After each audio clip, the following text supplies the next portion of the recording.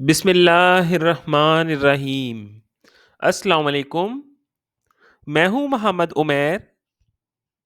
Students, उम्मीद है आप सब खैरो आफियत से होंगे। जैसा कि आपके इल्म में है कि नहम ग्रेड का न्यू सिलेबस मार्केट में आ चुका है। आज हम न्यू फिजिक्स के सेकंड चैप्टर काइनामेटिक्स के टॉपिक 2.4 डिस्प्लेसमेंट एंड डिस्टेंस को स्टडी करेंगे।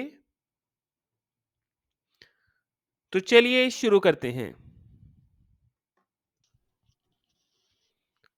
टॉपिक का बाकायदा आगाज करने से पहले आपको बताता चलूं कि काइनामेटिक्स के इस चैप्टर में अभी तक हमने सीखा कि स्केलर्स क्या होते हैं, वेक्टर क्वांटिटीज क्या होती हैं, स्केलर्स और वेक्टर्स में क्या फ़र्क है।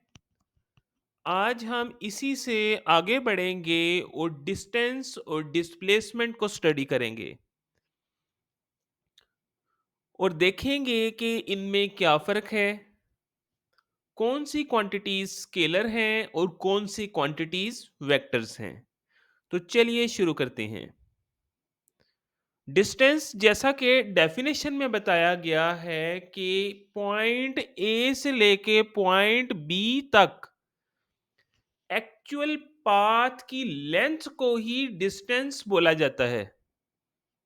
डेफिनेशन पर नजर दौड़ाएं तो the distance is the length of actual path between two points. It is a scalar quantity.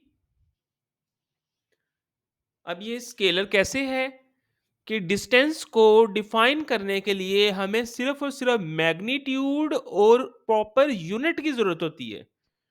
Distance में कहीं भी डायरेक्शन का अमल दखल नहीं होता।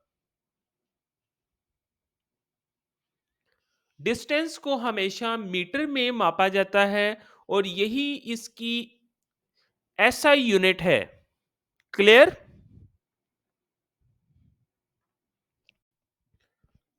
डियर स्टूडेंट्स, अब हम बढ़ेंगे डिस्प्लेसमेंट की तरफ। डिस्प्लेसमेंट को समझने के लिए फर्ज करें कि आपने पॉइंट ए से पॉइंट बी की तरफ जाना है। अब ए टू बी जाने के लिए आपके पास दो पाथ हैं। एक तो हमारे पास पाथ है जिसको सॉलिड ब्लू कलर की लाइन से दिखाया गया है। दूसरा हमारे पास ए टू बी जाने के लिए एक पाथ बी है जिसको डॉटेड लाइन, ग्रीन कलर की डॉटेड लाइन की मदद से दिखाया गया है। अब जो सॉलिड लाइन वाला पाथ है ए से लेके बी तक जाने के लिए, इसको तो हम बोलते हैं डिस्टेंस। जैसा कि हम पढ़ चुके हैं, इसी तरह ए से बी तक जाने के लिए जो शॉर्टेस्ट पाथ है, शॉर्टकट तरीन जो रास्ता है, इसको हम बोलते हैं डिस्प्लेसमेंट। जिस तरह डिस्टेंस हमारे पास एक स्केलर क्वांटिटी है, इसी तरह डिस्प्लेसमेंट एक वेक्टर क्वांटिटी है। अब ये वेक्टर क्वांटिटी कैसे है? जब भी आपका पॉइंट ए से लेके पॉइंट बी तक जाने के लिए पाथ का इंतखाब करना होगा, तो डिस्प्लेसमेंट के केस में जो पाथ आप बताएंगे उसमें मैग्नीट्यूड के साथ साथ डायरेक्शन की इन्वॉल्वमेंट भी होगी।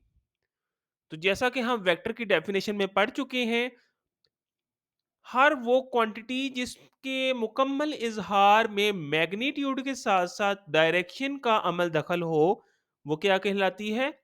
वेक्टर। क्लियर? डिस्प्लेसमेंट को सिस्टम इंटरनेशनल में मेजर करने के लिए हम मीटर की यूनिट इस्तेमाल करते हैं। उम्मीद है आप तमाम दोस्तों को डिस्टेंस और डिस्प्लेसमेंट की डेफिनेशंस अच्छे से समझ आ चुकी होंगी। इन दोनों के दरमियान फ़र्क वाज़ेह हो गया होगा और स्केलर और वेक्टर क्वांटिटीज़ अंडरस्टैंड हो गई होंगी। क्लियर? तो प्यारे बच्चों, आज की वीडियो में सिर्फ इतना ही। इसी तरह की मोर इंटरेस्टिंग और इंफॉर्मेटिव वीडियोस देखने के लिए चैनल को लाइक और सब्सक्राइब करना मत भूलिएगा। अल्लाह हाफ़िज़।